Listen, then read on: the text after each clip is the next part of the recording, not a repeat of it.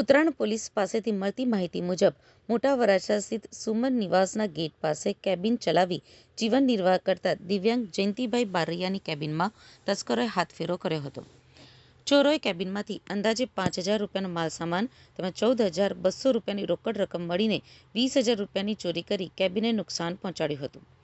જયંતિભાઈ બારૈયા ગરીબ પરિવાર સાથે જીવન વિતાવે છે અને તેમને 3 દીકરીઓ છે. ચોરીની આ ઘટનાથી પરિવાર ઉપર આર્થિક સંકટ ઊભું થયું છે. આ ઘટનાને પગલે સ્થાનિકોમાં રોષ અને ચિંતાનો માહોલ જોવા મળ્યો હતો.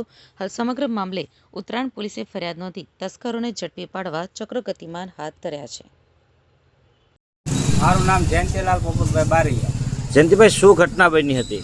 ઘટના એવી બની છે કે સવારે હું ગલ્લો ખોલું બરાબર 6 વાગે, એટલે પહેલાં મારા ઘરના આવ્યા કે ભાઈ આવીને જોયું હતા કે ગલ્લો તૂટેલો છે બરાબર.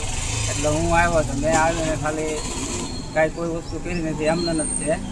મેં જોયું બધી વસ્તુ, આમ નજર મારી એટલે જે સામાન હતો એ બધો લઈ ગયા ને પૈસા હતા એ પૈસા ગલ્લામાંથી લઈ ગયા. જયંતિભાઈ, તમે છેલ્લા ઘણા વર્ષોથી બીમારીથી લડી રહ્યા છો અને એ બાબતે તમે શું કહેવા માંગો છો અને તમારે ઘરે કેટલી દીકરીઓ છે?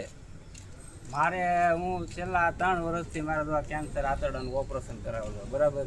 એટલે આ મારે આજીવન છે અને મારે હાલમાં અત્યારે 3 દીકરી છે અને પોતે અમે 2 માણસ, એટલે અમે 5 જણાનું ગુજરાન મારું આમાં હાલે છે.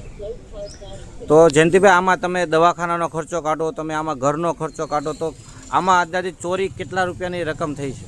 ચોરીમાં એવું છે કે મારે કેમ્પાનું ફ્રીજ લેવાનું હતું ને, એટલે મેં 14,200 મેં એમને ગલ્લામાં મૂકેલા હતા બરાબર.